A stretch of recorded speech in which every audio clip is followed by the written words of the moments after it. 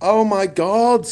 What do you do against such stupidity when you have a phone made by a company called Google and you have it going out on a platform called Google YouTube and it messes up the aspect ratio? How can this happen? How can it be so shit? So I reset my phone. I actually reset my phone to try and stop this from happening, and yet it's happened again. Like I just don't know what to do. Um, Hi Diz, hi Shops and Chris. Am I stretched? Am I stretched? Can you let me know in the chat quickly if I'm stretched or not? Because I will start again if I am, because I'm not doing whole hour long stuff with me being stretched by Google. Stretched by Google. No, says Shropshire Chris. Okay. Can we get another? Can we get a second opinion on that? Am I stretched? If only it was on VLC Media Player. Reminds me of the days where you had to pay for QuickTime Pro in order to watch 16:9 films and TV shows. Otherwise, they were stretched into 4:3. True story. Um, Not stretched, says Alex French. Okay. It's called enshittification. Ernie, I can't believe how bad it is. I honestly, I genuinely struggle with this of like how they could have made such a shite interface for YouTube. I really want to. I wish I was one of these sort of more famous what they called internet influencers, on YouTube, and had some influence just to complain about the operating system on this bloody thing. Right. So first of all, when you're streaming from a laptop, it's a completely different system, like a completely different system. So than when you're doing it on your phone. So I can't set up a stream like I normally do in the UK with a thumbnail and a description. It's been really easy to copy and paste, from window to window on my laptop. I can't do that, and then press go live on my phone for that thing, right? And really irritatingly, they actually hide the orientation bit. You basically got some you've got some things, some icons down the side when you're setting up to do a live broadcast on your phone, and you've got to do everything on your phone. You can't do half of it on your laptop and then the rest of it on your phone. It won't let you do that. I can't make a hotspot because the SIM cards here in Panama are limited for how much you can use hotspots for. It's like two gig a week or something. It's not much at all. So I can't make a hotspot and just do it off my laptop, which I'd like to do.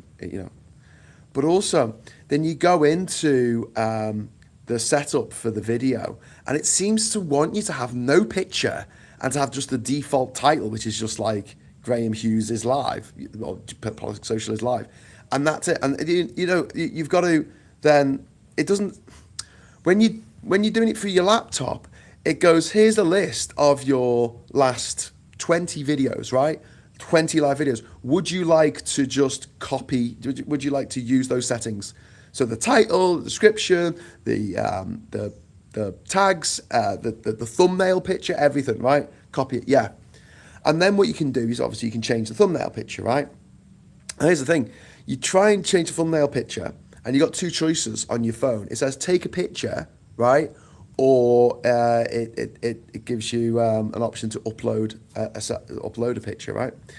If you choose the take your picture option, could you imagine your phone, right? And instead of allowing you to take a selfie in normal landscape mode, like holding it out, right? It basically compresses because it's set up because it wants you to do lives as portrait videos. And I don't do that because of reasons. I don't want to make portrait videos because I think they're irritating to watch long form. Like I can't, if a portrait video goes on too long and people's faces are too big, do you know what I mean? I'm like, step back.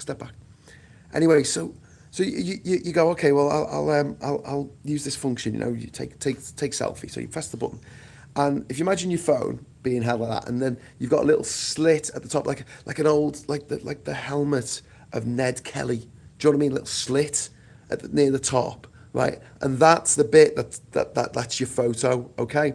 And there's no way, unless you inspect a fucking gadget, your arm can stretch out far enough away for you to get a decent photo. You're literally, like Bill and Ted's Excellent Adventure. You're squished against the screen like this, right? But also, It only gives you 3 seconds. It doesn't just like have it come up and say, press the button to take the picture when you're ready. No, it goes 3, 2, 1. And you're like, "Ah!" And you normally put out a picture where you're just like, because you've got 3. And this is the setup. This is unbelievable. This is the setup of the multi-billion-dollar industry fucking thing that is YouTube. And then you go, okay, well, I'll take my own selfie. Right, I'll take my own selfie. So you go out of the app, and you go to the camera set on your own phone, and you take a picture, and you get a nice picture that you want, you know, with a bit of your arm in it, because you're holding the camera, right? Good stuff, got me picture. You go back into your YouTube app, and this isn't done through YouTube Studio. That's a different app that just allows you to look at your analytics. It's not a fucking studio, YouTube. It's only a studio if you can make actual footage happen and put it out to people. Then it becomes a fucking studio, right? It's just an analytics package at the moment. Call it YouTube Analytics. Don't call it YouTube Studio. In fact, have a standalone fucking thing called YouTube fucking Studio that allows you to do all the stuff that I want to do. Let me put a title sequence in. Let me set up animations. Let me do this stuff that third parties like DuckDuckGo or whatever the fuck it's called, and RenderYard allow you to do, right? Let have that as a function through YouTube on your fucking phone. Native. But here you go, right? So I'm back in my app, right? Taking a selfie myself. Upload thumbnail. Okay, I've got this thumbnail of me. Thumbs up. Great. Scroll down. Now, while I was away from the app, taking a photo of myself, the app quietly shifted the orientation back from horizontal, which I had set it to vertical. And like I say, it's not obvious. It's not on the screen for you to see while you're doing it, right? You've got to press on the down arrow to see what the orientation is. And it just does it like a little tricksy hobbit stealing your Arkenstone in the night. And I'm just like, why would you set this up this way? I think that the people who designed Google, people at Google who designed the interface for uploading or doing live streams from your phone, are either stupid, incompetent, or just evil. Maybe they just did it on purpose because they just don't want you using the technology to stream stuff. I don't know. Anyway, so there's an energy crisis. Should we talk about that? Actually, no. First, I'm going to say hello to everyone. Hello to everyone. Sorry, I just had to get that out of my system. Fucking unfucking-leavable. Like, they do this though. You know, they set things up. They set you up to fail. They just fucking do. And it's like, it's okay when it's something like this where it's just me chilling out on the boat dock and talking about stuff. But when it's like something really important, when it's like an important business meeting or an important, you know, if you're live streaming a friend's funeral or something, you can't have this shit going on. You know, you just can't. And the fact that YouTube make it so fucking tricksy, and then even if you jump through every fucking hoop, you're still, I still feel like, and I don't know if I am, but I still feel like I'm going out in the wrong aspect ratio. Not in terms of vertical versus horizontal, but in terms of, I think this is going out as, because it looks to me a bit wider than 16 by 9. It looks like 16 by 20 to me, but, 16 by 10 to me. So I don't know. 16, no. 20 by 9. 20 by 9, I think it's going out as, which will make my head stretch, which I hate, because that's how all album covers looked in the 1980s when album designers discovered the joys of Photoshop and you could stretch the pixels. Right, where are we? I'll go back to the beginning. Wow, there's loads of messages. Yo, hi Graham, yo, not stretched. They call shitification, not stretched. The dark times are paying to watch 16 by 9. I know, Tommy, wasn't that mad? So they released the free version on Apple, right? On PCs, didn't matter because you had VLC Media Player. Well, you had Microsoft's Media Player, didn't you? Which kind of worked. Had Real Player, remember Real Player? But yeah, that wasn't a problem there. But it was just on Apple. You could only play QuickTime videos on their fucking native system, whatever, and it would and it would only allow you to watch it in 16. If it was a 69 by 9 video, it would just stretch the picture. Even if you had spent loads of money buying Adobe Premiere or Final Cut Pro, made this video, and then when you were watching it back on their native player, you couldn't watch it in 16 by 9. I mean, we talk about enshittification, but some things have always been shit. Wonderful clan. Thank you very much to One Aggie Pagan there. Sending cyber hugs to anyone who wants to need them. It's Mike Dix's birthday today. Yay! And it looks like he might be coming out of hospital today as well. Yay! So that's cool. My mum gave me electric casserole cooker and just made some awesome stew carrots, swede and sweet potato and beef with double eggs. Ooh, that sounds good. Viper Pagan, hello. Afternoon all. Supposed to be taking my ex to meet up with our old colleagues, but she's bailed as she's still flaky as fuck. And here I am instead. Oh, cool. I'm glad that we are. I like to pride myself on not being flaky. If I tell you I'm gonna turn up to your thing, I'm going to turn up to your thing. And, if I'm going to do a show in the morning, I'm going to do a fucking show in the morning. Occasionally, the technological fucking wizards who set these things up decide to make it a little bit difficult. I'm here. I'm ready to go. I'm like, hey, come on, let's do the show right now. Let's do the show right here. And they're like, no, we can't. Why? Oh, we've changed the aspect ratio while you weren't looking. While you were off taking a photo of yourself in someone else's app. It's your app, mate. It's a photo app on your Google phone. Yeah, well, you shouldn't. Graham's having a rant. I am having a rant. You're like Mikey on the big mug as me. On the other hand, I love onions. I use DuckDuckGo. It's even more secure. How's that, Graham? Sorry, I finally watched 28 Years Later, The Bone Temple. Oh my God, how good is it? Can we just gush about how great the fucking... And I feel like it was a bit missed by people because it came out quite close to the first one and last year, the Danny Boyle one. But it was just, I don't know, it was just cinema lunacy. And then that bit where, Ray Fiennes puts on the show, mate, I stood up in the cinema and clapped. I was so excited. It was like, that was brilliant! Again! I heard the USA bombed an oil refinery near Tehran, which is now billowing toxic smoke over Tehran, which means Iran will be unable to export oil for a few years, not a temporary disruption. It also means that the people in Iran, in Tehran, are now breathing, millions of people are breathing very, very toxic air. And the children are going to be affected by this the most because they're close to the ground, where the heavier particulates are, but also their airways are narrower than an adult's, and so can get blocked more easily by this toxic pollution that has been spread out all over the city of Tehran to make oil prices surge so that Putin can continue his war in Ukraine, because this is what he told his mates Donald Trump and Benjamin Netanyahu to fucking do.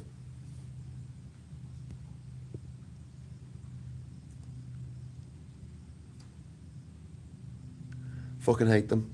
When Google dropped the "Don't be evil" motto and replaced it with "Be as evil as you can possibly be." Yeah, they did do that, didn't they, Ernie? The thing used to be "Don't be evil," and they were like, "Fuck it, just be evil. Be as evil as." Just think how lucky we are to have the orange twat as president. Yeah, I'm going to go through this because oil prices are going to go through the fucking roof now, and there's a lot of knock-on consequences that a lot of people haven't considered. Have you considered that this is going to fuck your mortgage? It will. Miss Paula Thomas, £5 super chat. Thank you so much. Just watched a video from Femi. The video was about Hannah Spencer being physically violently harassed by transphobes. Oh my God. Femi's top bloke, and also you are amazing. Thank you, Paula, for the super chat. Thank you, super chat. But yeah, that's horrific. Hannah, who just won the Gorton and Denton by-election for the Greens.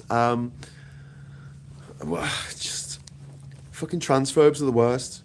Honestly, on the way to the Labour Party conference a few years ago, I was on the train, and unfortunately, I was in a carriage, and there were a bunch of transphobes, some TERF women who were going to Liverpool to protest against trans people or something outside the Labour Party conference. And at the time, I had this deadline to meet, so I was working on my laptop. But looking back, God, I wish I had recorded it on my phone, like just the audio maybe, just so I could have shared with the world how fucking vile these fucking transphobes are. Because it's not just that they were just, transphobic, which is bad enough, but they were homophobic, they were racist, they were Islamophobic, they were anti-Semitic, they were ableist. Honestly, every single box of bigoted, prejudicial fucking country, they fucking ticked every single one, and they were laughing about it. Made me feel fucking sick. Made me feel fucking sick. I hate that, we have to share a country, we have to share a fucking planet with these motherfuckers. And you're just like, why, why are you like this? Why are you like this? What terrible thing happened to you in your life that made you this way? Don't you think maybe, I don't know, you should get some counselling so you can, externalise it in a more, your trauma in a more positive fucking direction, like, I don't know, helping other victims of trauma. I don't know. Maybe they were just born bad eggs. Apple products are shit, says Martin. But we're the problem, not the bigots, obviously. Yeah, it was disgusting the way she was attacked. Yeah. Happy birthday, Mike Dix, says Diz, and Sarah says, happy birthday, happy birthday, happy birthday. Paula, yeah, disgusting, yeah, it was. No spoilers watching it today. The Bone Temple is fantastic. Yeah, no spoilers. Just, fuck yes! Just, that's all I want to say. You'll know. Not giving it. You'll just know. You'll be like, oh, that's what Graham was talking about. Yeah, okay. Graham's having a rant, but now he can have a chat. Yay! So yeah, thank you very much to Sarah for my super chat. Super chat game, super chat. Oh, it's the super chat. Super chat. Okay, no spoilers for Bone Temple, please. I just popped on, you're talking about 28 years later, the Bone Temple that I worked on, the Sinister Mask and Kelson's Fire Suit are mine, amongst other things, says Jazz. Yeah, sorry, Jazz. Jazz, yeah, you said that you worked on it, mate. Fucking good job, mate. Good job to all involved. I may not like Ray Fiennes personally, never do I. But by the gods, he's a fucking good actor. He is very, very good. The others were almost all Christian conservative CEOs, which includes several of the wealthiest men on the planet. Sorry, I must have missed a message there because obviously it defaults to top messages rather than live messages. Okay, where a Texas business makes bomb shelters for nuclear war has seen trade skyrocket this week. Raw story reports recent clients include 2 members of the Trump administration. Wowzers, trousers. The others were almost all Christian conservative CEOs, which includes several wealthiest men on the planet. Yeah, great, isn't it? Wife just went out and passed Texaco garage at £1.52 for diesel. It's going to go up. It's going to go 10 minutes later. It was on the way back. It was £1.62. Yeah, it's going to skyrocket. It's going to go over £2 a litre. I guarantee it. Cheers, Martin. Looking back, looking through those films. Did both those films. Got to stay in my bed in Newcastle. Was lovely. Yeah, fucking great job, mate. Everyone involved, great fucking job. Jez was lucky enough to work for PlayStation Sony for 20 years. Best job ever. Harry on Adventures. Can Nigel's tongues get any further up the orange twat's ass? Well, actually, he was denied a meeting, wasn't he? Nigel Farage wanted to have a chat with Trump, and Trump said, "No, you're all right, mate." If you can imagine, like Trump and Putin and Netanyahu, and I don't quite know who the fourth one could be. I mean, suggestions. They're definitely the 4 horsemen of the apocalypse. And then you could look in this country, you could see Nigel Farage and that, what's his little name? The little one, the Tommy Twat fuckface.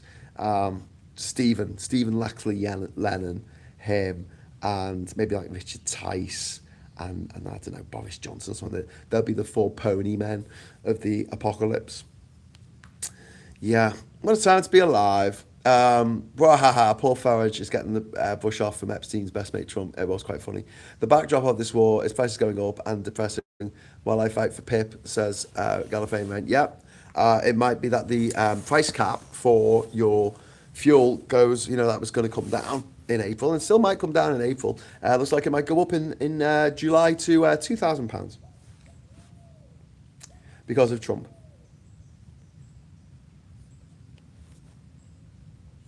Viktor Orban, the fourth horseman. Yeah, he looks like death, doesn't he? Just check. Turns out the price of wind, waves, and sun hasn't gone up. No one's gone to war to manipulate that, so it's probably worth going for that and sacking off the petrochemicals. Jez, you sound like one of these net zero crazies talking about having, I don't know, what, a control over the price of our own energy. You're like, oh, fuck off, mate. We've got to be in complete fucking subservience to these other fucking countries. Go and have a look at the graph, Russia invades fucking Ukraine and our prices surge, for the oil over $100 a barrel, and then 4 years later, the Americans, they invade they start blowing the shit up in Iran, and it spreads across the region. The Strait of Hormuz shuts down, and the cost of a barrel of oil goes above it's above 120 by now, I think. By now, what is it over there in the UK? It's about half one, yeah. It's about $120 a barrel now. It's got up this morning.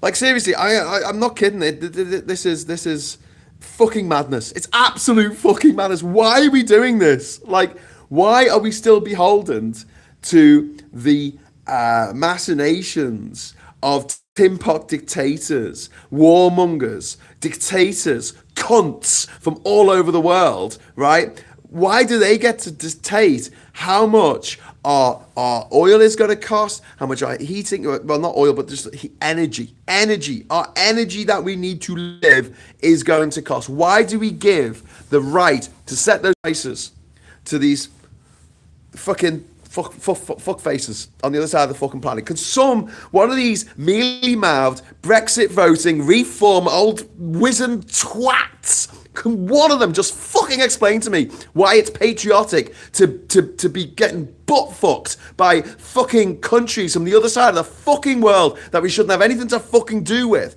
because they want a little bit more land, or they want to have a regime change, or they want this, or they want that, and they manipulate the price of fucking oil. Fuck oil, man. Jesus Christ, what a stupid fucking system. Take a step back, explain it to the aliens, so you can make all the energy you want from the sun and the winds and geothermal power and hydroelectric power and nuclear power. Yeah, we can make all the energy we want. All our energy needs will be delivered with those things. Yeah, pretty much, yeah. But you choose not to do that. No, because it's woke. Sorry, what is woke? It's like being nice to people. It's like being respectful. It's like not walk. It's about like not kicking down someone's front door, walking into their living room and screaming into their face they are a stupid fucking cunt and they should have spent more time paying attention in school. No, we don't do that because we're woke. I mean, sometimes I'd like to do that to some of the people who vote for Brexit and fucking Farage and Trump and these fucking idiots. Jesus Christ. These older people, not all boomers, obviously, but fuck me. I mean, the fact that 80% of young people would vote to rejoin the EU, how fucking cruel and demented is it that the vast majority of the people who voted for Brexit were retirees, people who didn't work anymore, people whose economic security was secured.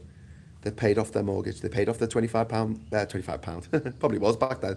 So they paid off their 25-year mortgage. They own their own house. They've got a fucking triple locked fucking pension. It rises above inflation, rises above the pay everyone else is getting. And they fucked us as bad as they possibly could. And this generation coming up now, my heart goes out to them. I mean, I think it's pretty bad for my generation, the millennials, elder millennial, which I am, because at least we had a taste of it. At least we had a taste of what once was. But that younger generation, it's cruel. It's cruelty beyond redemption. Every time you bring it up, someone, and maybe someone's already done it in the chat today, I don't know, someone will say, not all boomers, I didn't do it. Yeah, okay, cool. It's really helpful, thank you. Not all men. All lives matter. Do you know what I'm saying? Yeah. Okay, it wasn't all boomers, but it was enough of them. It was enough. It was, or as the French say, it was enough. Anyway, moving on. Jazz sounds like a plan. Black rain has fallen over Tehran after strikes on oil facilities, coating streets and rooftops in dark, oily water. The rain is saturated with oil. Oh, God, now imagine people's lungs. It's so fucking grim. Looks like Labour are looking to decouple energy prices from that of gas, but they better fucking hurry up and do it. I'm a crazy radical, apparently, says Jazz. Good. We need more of you. David Faulkner. Oh, thank you very much. Super chat. Thank you for the super chat. I hear Tel Aviv is now starting to look like Gaza. Oh, is it? What? I don't know. I don't know, mate. I don't know. But thank you for the super chat. I'm not hearing about that. Profits for the arms companies. History is going to look back at this period and think we are absolute imbeciles for the whole oil nonsense. Yeah. Just explain it to me. Explain it. Just get someone who's all for like scrapping net zero, right? Tory voter or refuck voter. Get them to sit down with you and fucking explain why it's a good idea. Go on. They can't. Because first of all, they're fucking thick as pig shit. These people are so fucking stupid. And no one's told them that they're stupid because they're too polite. We're too politically correct. We don't tell people that they're stupid anymore, which is a stupid thing to do. We really need to start telling people that they're stupid again. And this is something that we need to start taking on board. Because if we don't, the stupid are just going to inherit the earth. We've got to stop being so nice. We've got to stop being so fucking woke. We've got to start kicking down doors and screaming at people, stop being so fucking thick. Tell you what, right? Okay, so have this conversation, right? Say, tell me why you're happy for us to be coupled to the price of energy that is being made in Russia and the Middle East and Venezuela and places that, you know, are unstable and our prices go up and down all the time and we have no control over it. Why do you not want energy sovereignty? Why do you not want control? Why do you think that's a good thing? Now, get them to explain. They can't. They might blabble on about there being loads of oil in the North Sea that Keir Starmer's not allowing us to drill, right? That's not true. There is oil up there, but it doesn't make any difference anyway, even if there was vast quantities of oil, because we buy oil on the international market. We pay whatever the international rate is. And if it goes over $100 a barrel, even if it's our oil that we've pumped out of our bit of the sea, doesn't matter. Doesn't make any fucking difference. Still $100 a barrel. End of. And you have to trade it in dollars, not in pounds, not in euros, not in fucking Angolan kwanza. All right, you gotta trade it in fucking dollars, dollarinos, US dollars. Doesn't help us, helps the US. Okay, cool. Get them to explain it. When they can't explain it, right, and then they fall over themselves and they can't quite explain, they'll probably get angry, as they often do, because they're thick as pig shit, and thick people get angry very easily. And then they'll either, you know, I don't know, bang the table, throw a glass of wine in your face or something. But just say to them, listen, we've established that you're thick as pig shit, right? Can you do me a favour? Can you shut the fuck up, right? Can you just stop going on the fucking internet and just saying things? Because everyone is seeing how fucking thick you are. Like, if you just kept your gob shut, they wouldn't know. So how about you just fucking stop? You know, go in your garden, tend to your fucking petunias, just get on with your life. Get off the fucking internet. Stop bleating about this shit that you know nothing about. Can you just shut the fuck up? Maybe we need a campaign that says, stupid people, shut the fuck up. I'm sick of it. I'm sick of being nice to them. I'm sick of pandering and going, oh, well, you know, it's not their fault they're thick. Yeah, it's not their fault they're thick, but it's their fault that they think that they're not thick. It's their fault that they think that they should have the ultimate say over the future of this planet.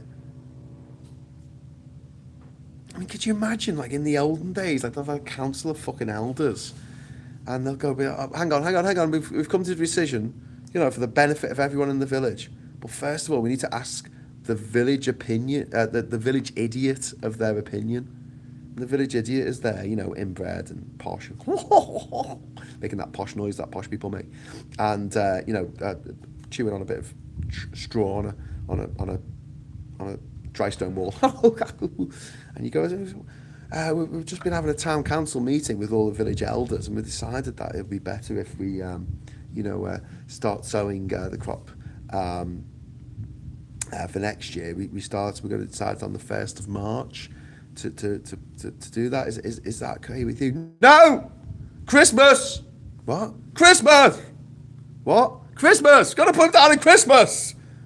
What? The ground would be solid. It'd be frozen. It'd be frozen. we won't be able to plough a furrow a plough. Do you know what I mean? Like, we won't be able to put the seeds in the ground. What are you talking about? Christmas! I love Christmas! Okay, you love Christmas, but that'd be a really bad time to sow the seeds. Yeah, but I'm the village idiot, and you've got to listen to me. Okay. So, dear reader, they did sow their seeds on Christmas Day, and the crops failed, and everybody died because they asked the idiot what to do. We need to stop doing that. And I need to stop being so fucking polite as well. I'm sorry, I need to stop pulling rank more on this because it winds me the fuck up when people are like, oh, well, you know, you don't know everything. I'm like, yeah, cool. Okay, fine. But I do know I've got a degree in politics and history, and I do know that I've been to every country in the fucking world without flying, which is more than anybody else has ever fucking done, except for one cunt in fucking Denmark or something. But, you know, yeah. There is a chance that I might know a little bit more. Not a lot, but a little bit. That's me being humble, saying, oh, I don't know a lot. Fuck it. I know a lot more than the average person on the fucking street, right? About, you know, geopolitics or whatever, politics in general. You know, I might not know, like, as much as a fucking PhD professor on the subject, but I think I've got the communication down a bit better than they have. You know, they tend to be a bit professory, tend to be a bit difficult to understand. That's why when you get, like, popular scientists, tend to like them, you know, when they can explain stuff like about the natural world or about physics or chemistry, or biology. If someone's a good communicator, it makes all the difference. But yeah, fucking hell. Why did we start to suffer fools gladly? We did. We suffered fools, and now we're suffering because of fools. I haven't even got into all the shit that's going to go down because of the price of oil going up. History is going to look back at this period. I've read that one. Smash aliens are back. Yes, they are. I don't think I've ever felt so close to Graham as I do now, says Peter. Oh, hello. Eric and Donald Trump Jr. are backing a new drone company, vying to meet fresh demand from the Pentagon. WSJ Power Us says it plans to acquire Ukrainian drone tech to sell to the US military and Russians. Fucking hell. If the government... That's like in the 1980s when Iran and Iraq were at war, and the Allied powers, the Western powers, were happily supplying arms to both sides. We were nominally on Iraq's side, apparently, until he invaded Kuwait. He's also stopped Venezuela selling oil to Cuba, and now Cuba is fucked. Yeah, it is pretty fucking shit.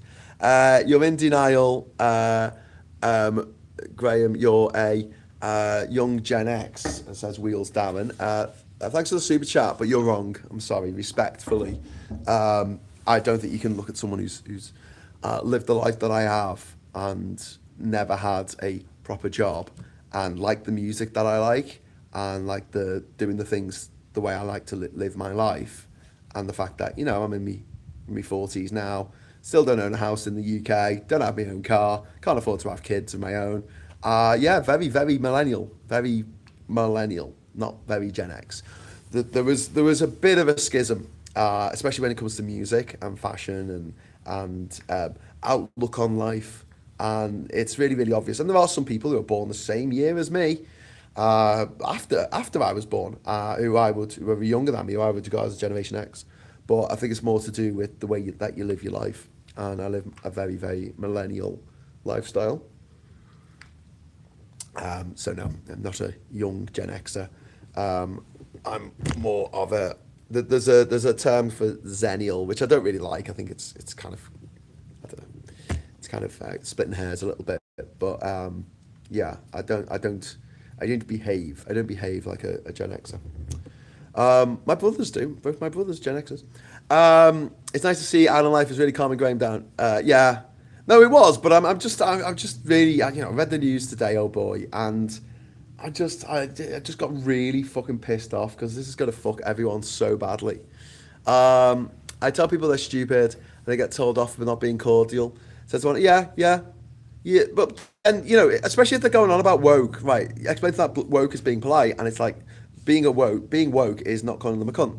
It's not calling them a dickhead. Do you know what I mean? It's not saying you're a fucking idiot. Like seriously, how did you get to be so thick? Were you born like this, or were you kicked in the head by a horse? Like not saying these things to clearly stupid people, I think is obviously in one side of things is it is polite to not say those things out loud. It's like saying your baby is ugly or that tattoo looks shit or your missus is a wrong one. You don't really say that, because obviously you get a lot of shit if you do. But I think we've gone too far. I think we need to stop being so goddamn polite and start fucking saying to people, will you fuck off? Seriously, will you fuck off? Because reason debate isn't getting us anywhere. Especially with the older generation. They just still think they're right. You've still got people who go, oh, Brexit would have been great if it had been done properly. I'm just like, how are you alive? How are you alive when you're this stupid? Like, how does your body remember to breathe when you're this fucking thick? How do you remember to blink? like, but yeah, Rubio hates Cuba even though he's from there. Yeah, he does. He does. Because it's so communist, isn't it? Then have a look at Mylan and me. Mylan and me. He explains what the Pip want you to say. Oh, that's good. That's good. Yeah, good advice. Put what they want you to say. Not what you think you should say. What you think that they think that you want them to say. Something like that. Our technology has improved, but our morality has regressed. Our generational intelligence has fallen, perhaps due to pollution in the air and food. We accept blatant lies from our leaders. Yeah, yeah.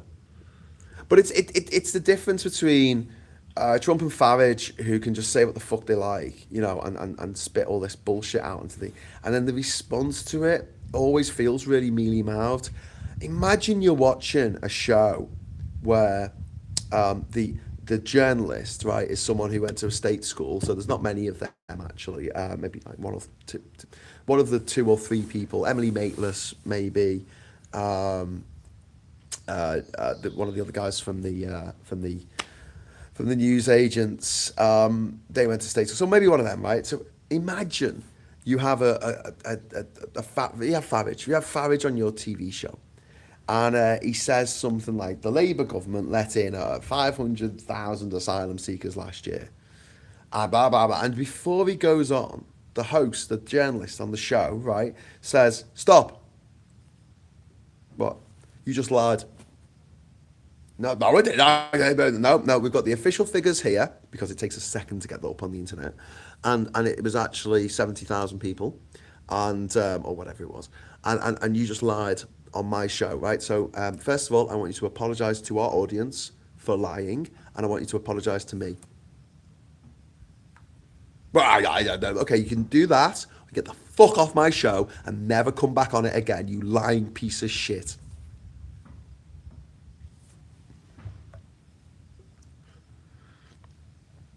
Make some great fucking telly. I'm a millennial, so I completely blame bloomers. I'll say he'll be pulling his hair out back home unless he goes via Turkey. Looks like it won't take long. Dunning-Kruger, yes. My ignorance has the same value as your knowledge. Has not really worked out well. Well, there's a formula, isn't there, about like stating a lie takes exponentially less time than refuting it. Someone asked Pam Bondi how the Dow is doing. It's not doing so great. 50,000! I live in a village that's full of idiots, hard to choose between them. If I called someone a R word, I'm not going to use that. It's because their logic is backwards. It's not a slight to those who have learning difficulties. Yeah, but it is, mate. Don't use that word. Sorry. I know you want to, but it's got connotations. It's like saying, well, why can't I say the P word? It's just a shortened form of the country that they're from. I don't complain if someone calls me a Brit. And it's like, yeah, it's the connotations of it. There's certain words that I don't use on this show, because they've been used as ableist slurs or racial slurs. So it's just it's not worth using it. Just stay away from it entirely would be my advice. Because again, just like with the Z word, I was talking about this with Phil the other week. The Z word, it is a it just because it means one thing to you doesn't mean the same thing to me or somebody else. Um, that sounds like bad, Chris, because it takes a village to raise a child, as the old village go. As the old. Wait, what has Graham? Apparently, yes. Has Graham travelled? Yes. Good afternoon, everyone. How are we feeling today? I'm feeling pretty met as usual, but nothing new. Any updates on the Glasgow Central fire? Ooh, I don't know. I spent my entire life studying evolution and haven't the right opportunity to go to uni. Even so, because I spent my entire life studying evolution, I do feel I can pull rank on that. Well, yeah, I mean, and you do. You often mention it. You often mention how much you know about that thing, and you want to apologetic about that, which is fine. The problem is that we have a lot of people who are too apologetic about knowing stuff, are like too apologetic about being right about stuff, and there's a certain lack of emotion when a lot of people are sort of refuting the bullshit. And the other side is just so full of emotion and so full of fire and brimstone and emotive arguments and appealing to people's sense of fear and patriotism and bullshittery and disgust and envy and all that kind of stuff, all the negative emotions.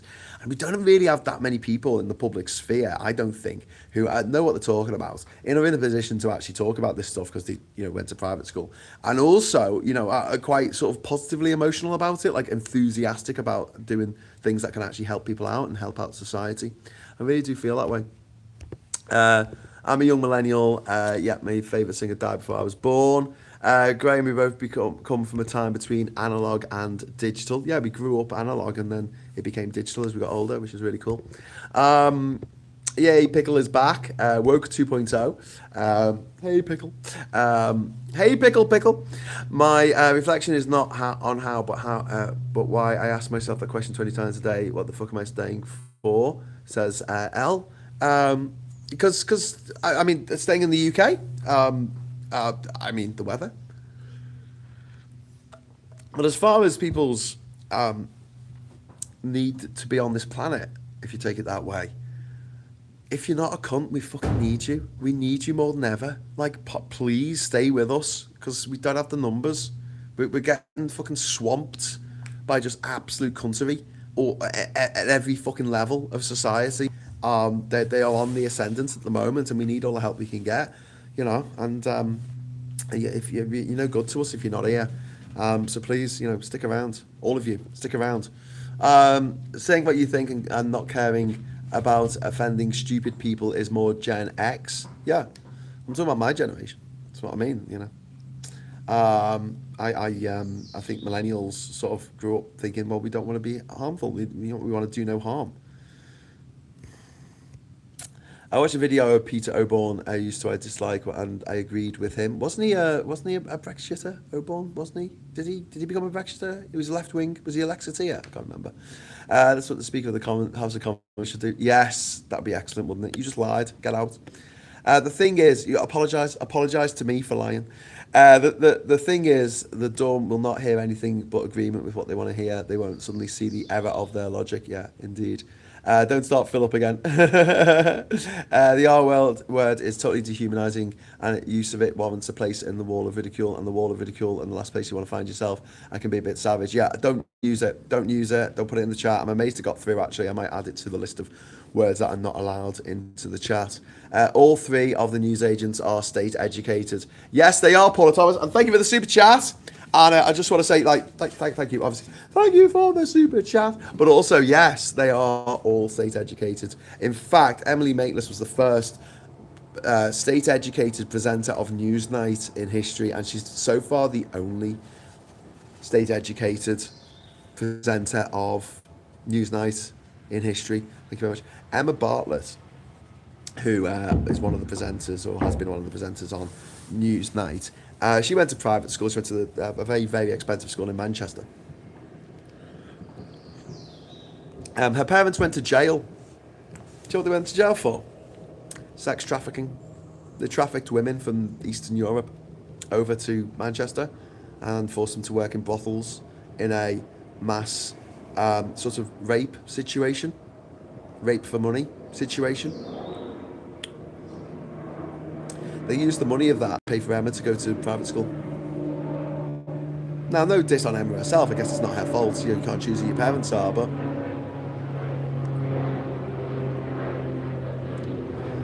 they say crime doesn't pay. But she's got a job on the BBC. I don't. Mitch Benn doesn't. Robin Ince doesn't. Gary Lineker doesn't. All four of us went to state schools. In fact, Mitch went to the same school as me. True story. Do you know who's that funny guy on Richard Quest? Do you know Richard Quest off CNN? Richard Quest! He's like tall and gangly, and he's very excited about everything that's happening in the world today. He's a Scouser. He went to King David down the road from my school in Liverpool. Really weird. Judge Vinder, Rob, he didn't go to private school either. But I think at one point he realised that he would get on in life better if he sounded like he did. I should have learned that lesson. Plane, duck a plane. Yeah, there was a plane going over there. You'd be great on something like Channel 4, Graham, says Oliver. Yes.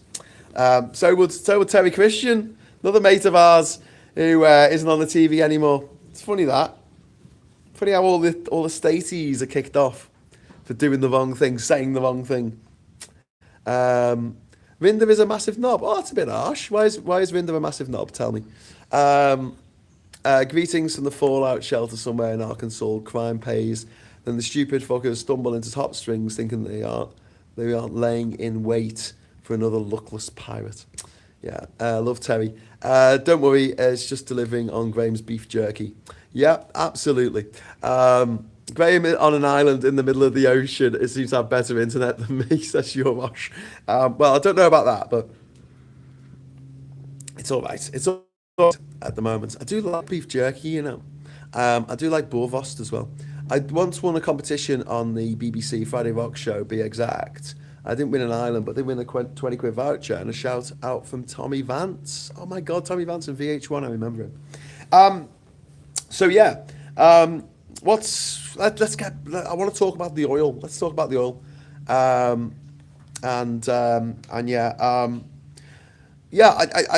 get what you're saying, One Angry Pagan. Thank you for apologising.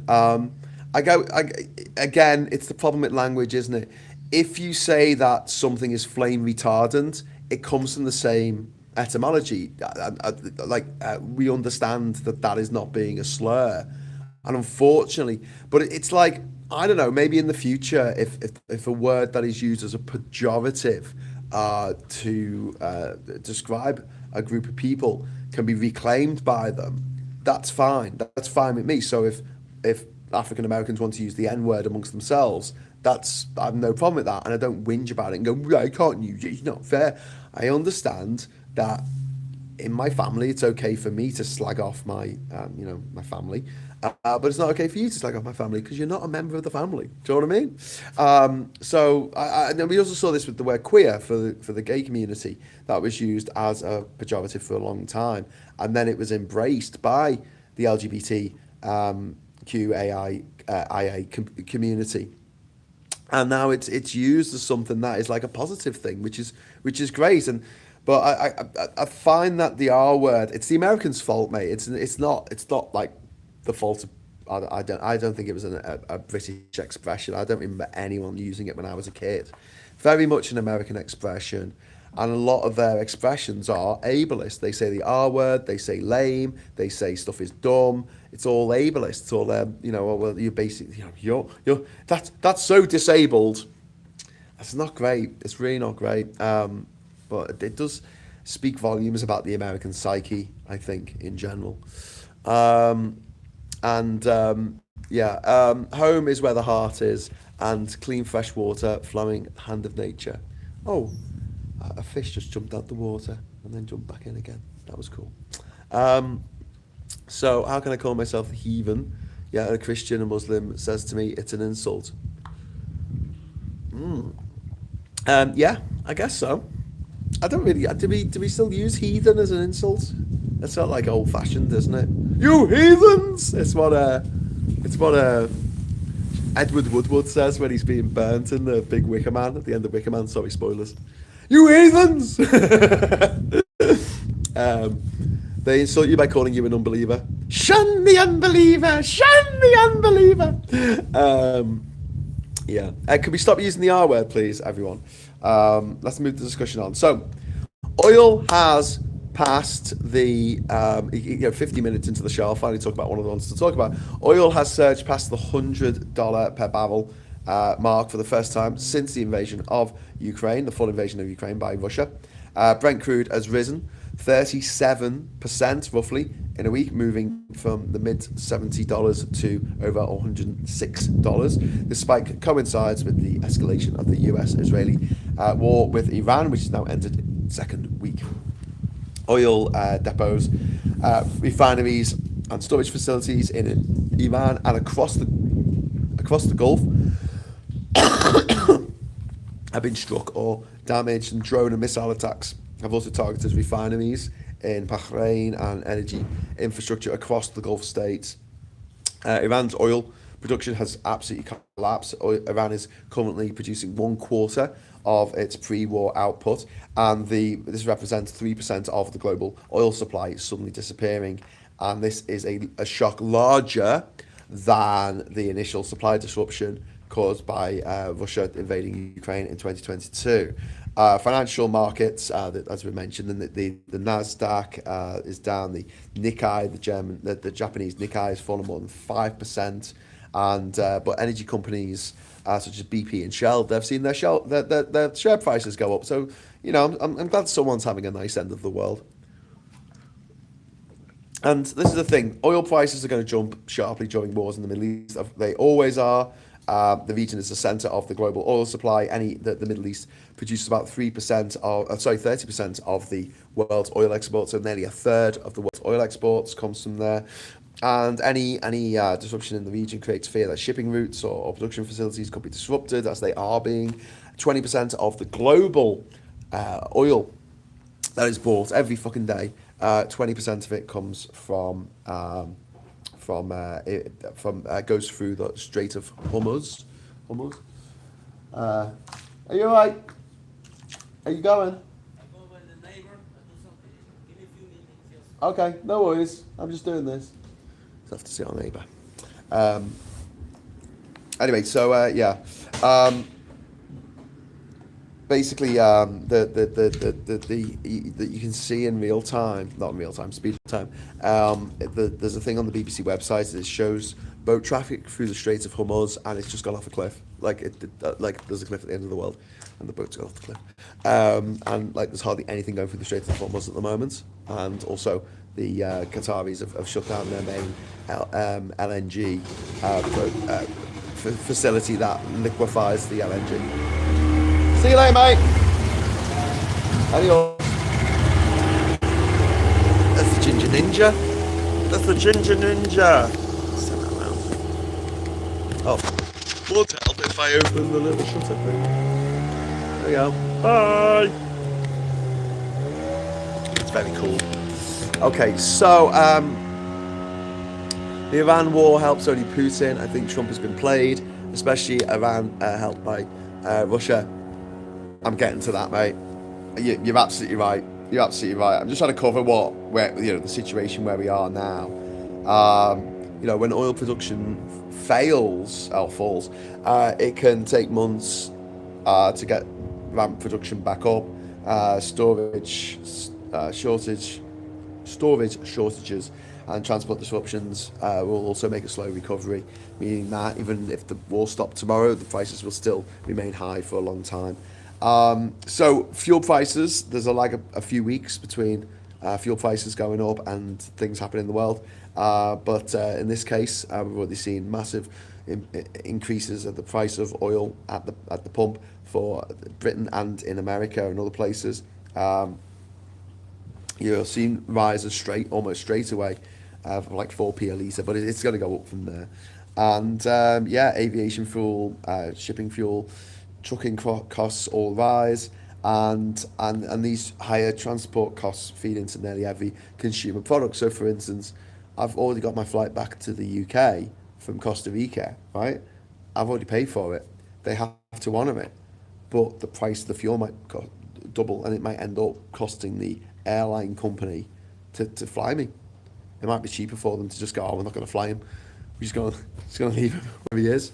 But also it has a knock-on effect of making tickets for flights for anyone else a lot more expensive, which will always condemn the spontaneous and the bereaved, as expensive travel prices often do. Mr. Paul Thomas, thank you very much. The knock-on problems from price increases are surprising. For instance, most sulfur is made from oil. Thank you very much for the super chat there. That's very kind of you. Most hydrogen is using oil. Thank you very much. Also fertilizer, plastics, clothing. There's a lot of things. There's a lot of things that go into it. It's now $110 in some markets. So it's going to go to $120 a barrel by the time I finish this broadcast. But yeah, $300 for a barrel of black slop. Time to buy an electric car, I suppose. Yeah. Are you swimming to the mainland for your paint, Graham? No, we're going this afternoon. Gonna get some paint. Gonna get some varnish. Gonna do my psychology interview. My psychologist to see. Psychologist? I don't know. Psychiatrists can prescribe medication where psychologists can't. I think that's the difference. Someone in the chat's now going, I'm a psychiatrist, and that's not true. But yeah, you can hardly hear that motor. Yeah, I know, it's nice and quiet. And people are still against EVs and switch to renewables. The world economy goes nuts for every change in oil prices every time. Yeah. Russia is still selling oil just through proxy companies and boats, its allies. Yeah. Well, it's a derogatory term when you add unwashed into the equation, which is similar to the meaning unpunished criminals, unwashed heathens, insurrectionists that have got this pathogen re-elected. Yeah, but I mean, if someone called me a heathen, I'd be like, yeah. Do you know what I mean? Like, I can't, I wouldn't see it as a pejorative because it's not offensive. It's like, yeah, I don't believe in fucking Gotti and JJ, his son, whose real name is probably Joshua, not Jesus. It was just a mistranslation. We worship this guy as a white guy called Jesus who was born on February 25th. Sorry, December 25th. The reality is, he was brown, wasn't called Jesus. We don't know when he was born. We don't know when he died. Like we count our number system, don't we? Our year system from the date of Jesus' birth.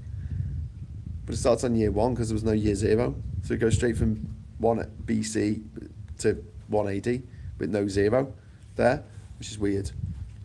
So whatever. But like it turns out that they did the calculations wrong and it's actually, he was born in like 4 BC.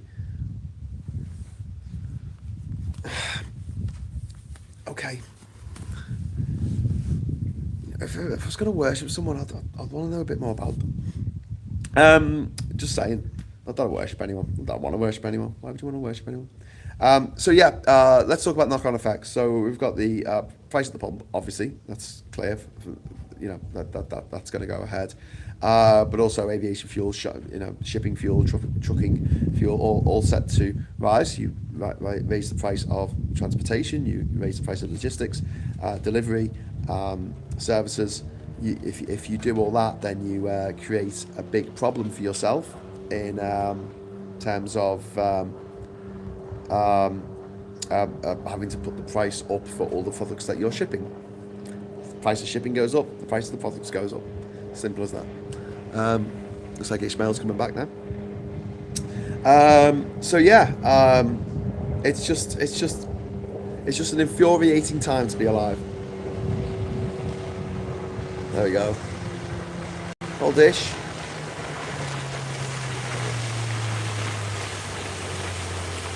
Oh God, he's coming so fast. Hey man. The Jinja Ninja.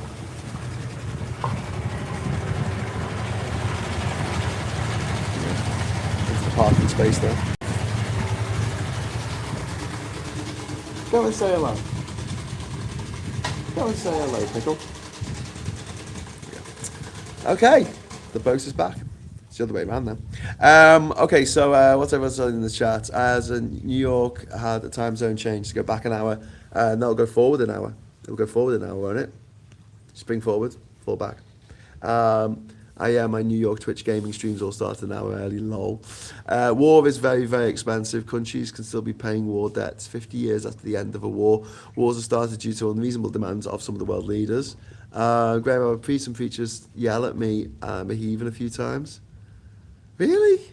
That's... What the... God.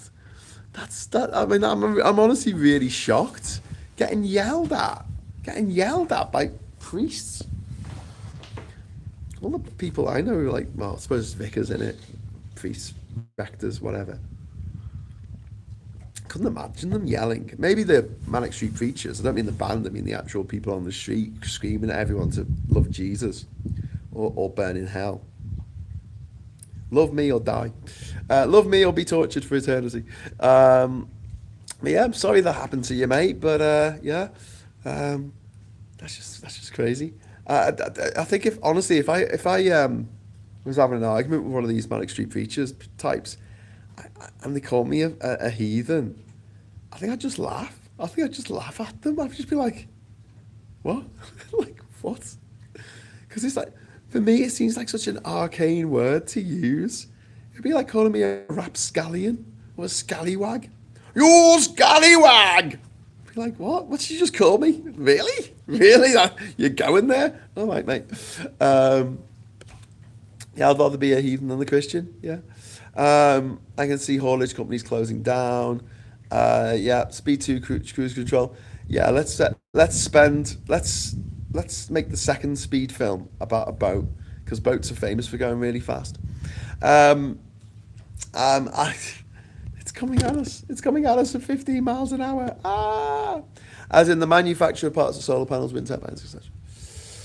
Yeah, I mean, at the moment, because of the way things are set up, we need oil for the manufacture of solar panels. We need oil for the manufacture of to provide power for the manufacture of wind turbines. But yeah. So yeah, we're going to have see higher transportation costs, higher shipping costs. It's going to bleed into every single household product, every single consumer product. Talking of household energy prices are set to rise. The energy price cap could rise above £2,000 later this year if the conflict continues. Trump did this. Trump and Netanyahu fucking did this. Energy prices affected nearly every sector. So yeah, energy prices affect nearly every sector. So again, prices will go up for food, prices will go up for any kind of commodities, and those rising costs will be passed on to consumers because they always are. But then we've also got inflation.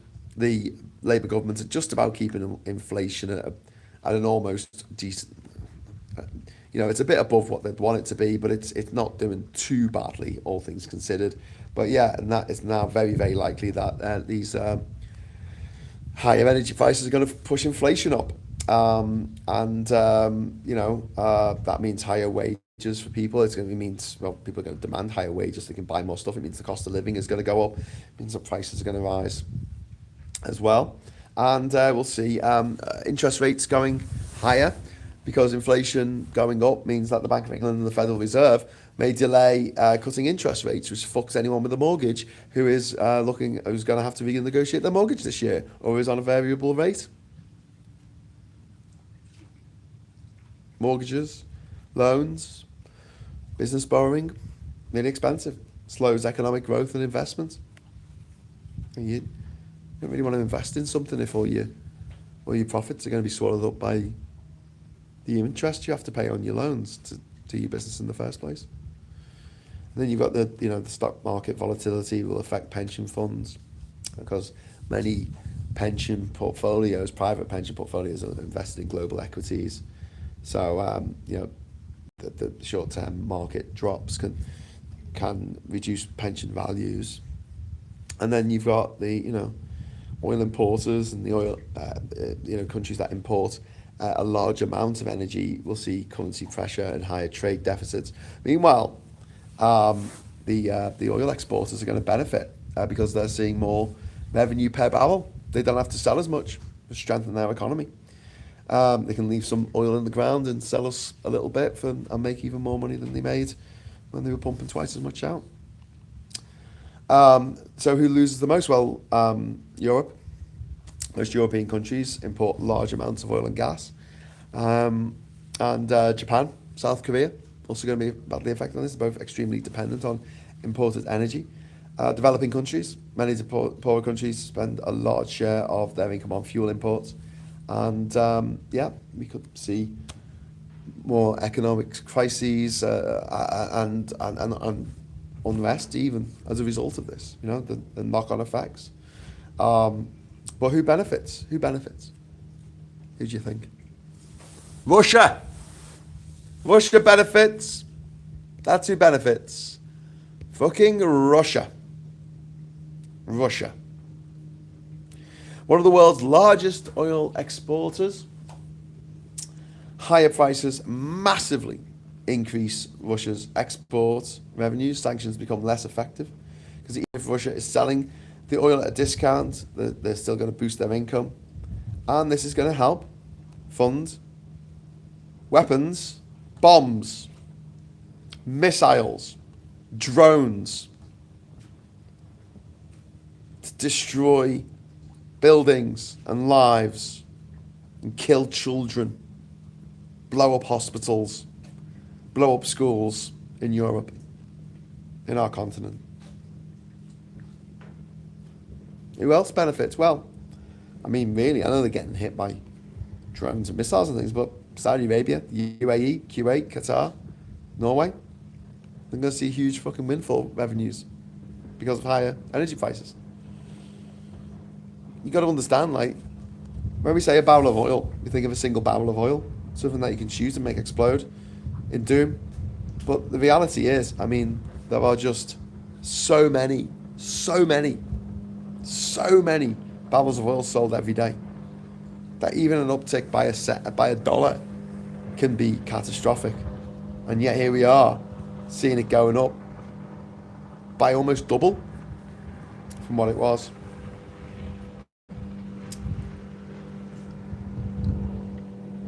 And then we've got the health effects, the environment. I mean, the carbon monoxide, the sulfur dioxide, the soot particles that are going to kill kids in Tehran. Kill kids more than it kills adults. It's like a targeted bomb. Imagine you had a bomb and it only killed children. It's like the fucking angel of death from Exodus, coming and killing all the firstborns. Fucking unbelievable. And then we've got, burning oil, damaged pipelines. The environmental contamination can last for generations. Maybe last longer than our civilizations. Can contaminate water and soil supplies. Oh, sorry, contaminate soil and water supplies. Get it out the right way going. Creating long-term ecological damage. And then, we've got the rising geopolitical tensions because, the NATO countries are not happy about this war, but they're being dragged into it. Iran has got a new Ayatollah Khomeini to replace the last one. And then, you've got the fact that you've got Western governments and also governments of the Gulf states scrambling to prevent the conflict from spreading. The best case scenario is that the war remains limited and short-lived. Trump gets bored, stops it. The oil infrastructure is repaired quickly. The Strait of Hormuz is reopened, and the price of oil stabilizes between $90 and $100 a barrel. So that's the best possible outcome. The war finishes today. If the war doesn't finish today, conflict spreads across the Gulf. Iran attempts to, continues to disrupt shipping across the Strait of Hormuz. Oil infrastructure becoming a major target, as it already seems to have become. We could see oil prices spike at $200 a barrel. It went over 100 in a consequence as a consequence of the invasion of Ukraine. A lot more oil comes from Iran. A lot more money, oil goes through the Strait of Hormuz. A lot more. A lot more. We could be facing a major global recession as a result of Donald Trump and what he's done. Him and Benjamin Netanyahu. But here's the thing. For all the countries in the world that are going to benefit the most from this, it's not the US. It's not Israel. It's Russia. So the reason why the Americans can't get their story straight, like a meth addict in a police station, the reason why they can't get their story straight is because here's the story, Morning Glory. Putin got on the phone to Trump, said you should attack Iran. And Trump, if he has at least one working brain cell, might have said, but aren't you allies with Iran? And Putin said, trust me. Trust me, bro. And Trump said, what will you do for me? And Putin said, well, tell you what, next time I come to meet you, right, and we're sitting in the back of the car together, I'll let you put your hand on my leg. And Trump's like, fuck yeah, let's kill everyone.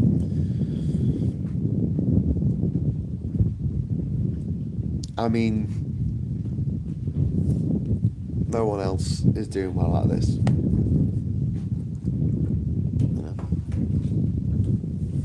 UAE's not doing well out of it. Qatar certainly isn't. The airline companies aren't doing well out of it. The paid influencers in Dubai are not doing well out of it.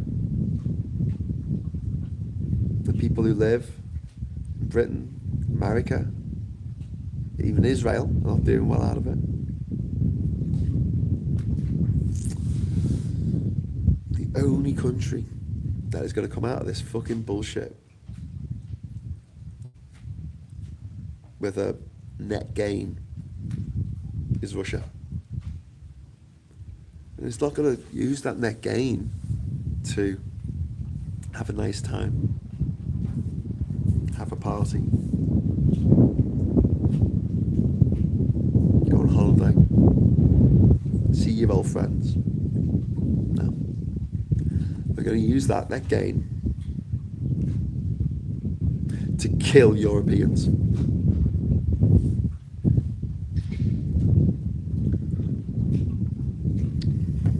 And spend all that money paying soldiers, buying guns, firing rockets, firing drones into Europe.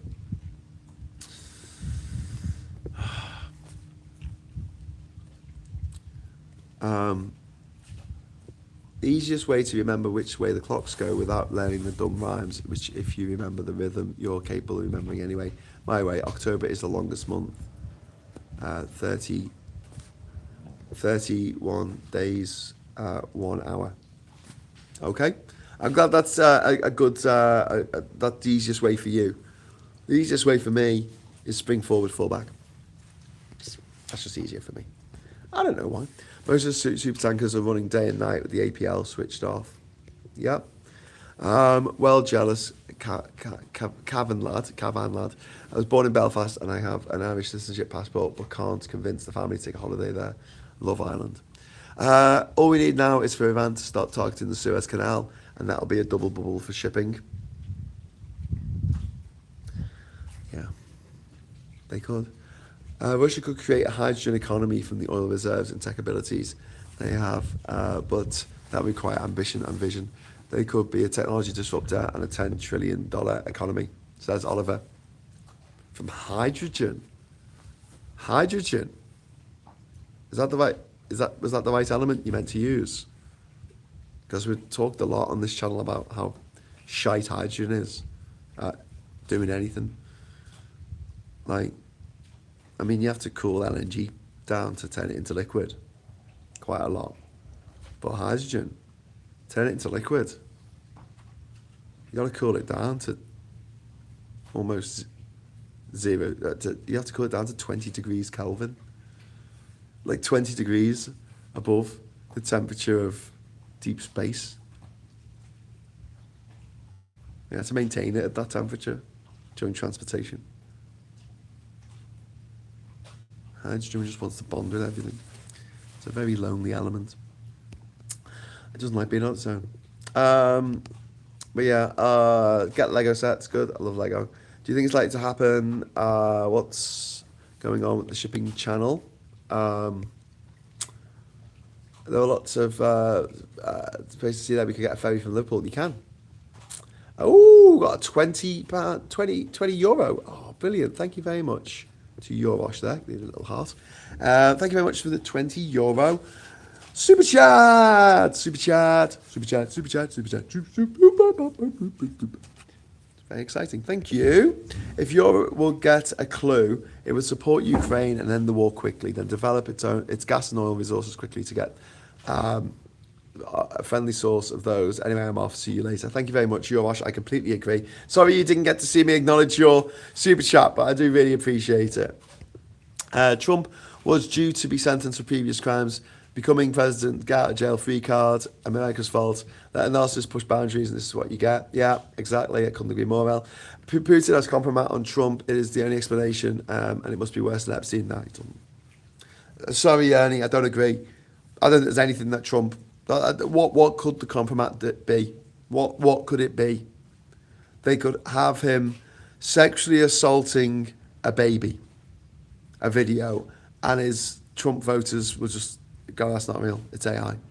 There is nothing that Putin can possibly have over Trump, except Trump seeks Putin's approval, just like he sought his father's approval, because, Trump has got huge daddy issues. He's a child who never grew up. He's 12. In his head, he's 12 years old. 100 million is the current forecast demand for oil barrels. Russian production estimated to be 10 million a day.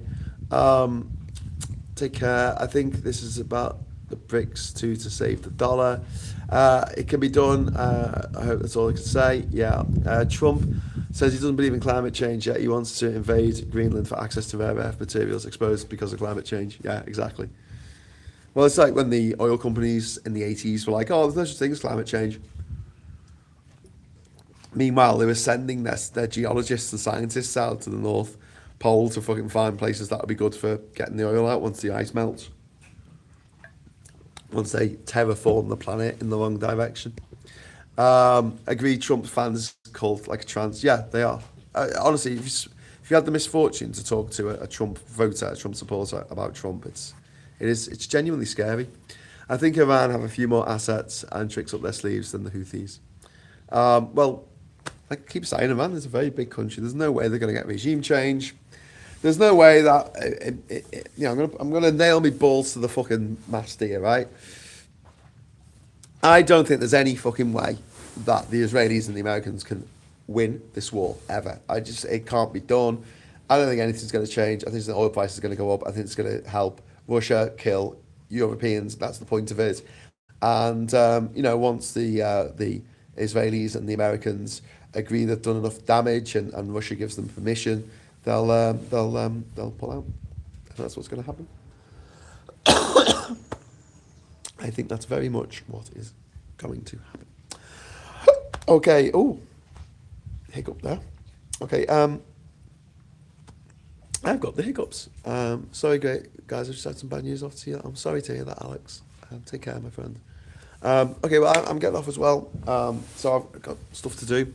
Like I say, I'm going to go into town later, and I'm going to. I've got to buy some stuff, buy some paint. I've got a meeting, and then we're going to come back here. And if it would be interesting, to watch us do the prep for the painting, then I might set up a live stream to do that from the house. So if you'd like to join me for that, you are very welcome to do so. But otherwise, I'm going to get going, and I just want to say thanks so much for watching. Thanks for being a wonderful community.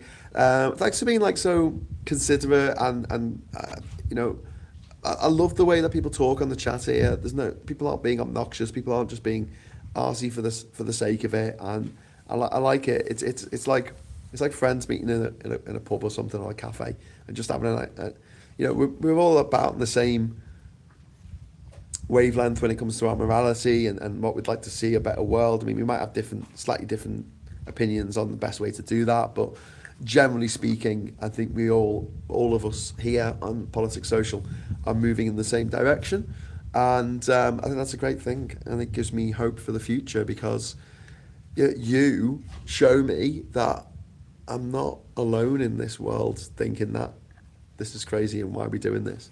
And that means a lot. So thank you for watching. Thank you for dropping in a chat. I will be back later today, either in the afternoon for me, so the evening for you, showing you doing. Also tomorrow night for you. So sorry, tonight, not tomorrow. Tonight at midnight or whatever, or 1 o'clock or something. I will be doing a midnight massacre, a midnight massive. From the jungle, and yeah, if you'd like to join me for that, you are very welcome to do so. But until next time, I'll say thanks for watching. Hello, good evening, welcome, and goodbye. Well, I would if I pressed the right button. There you go. Bye. Bye, everyone. See you later.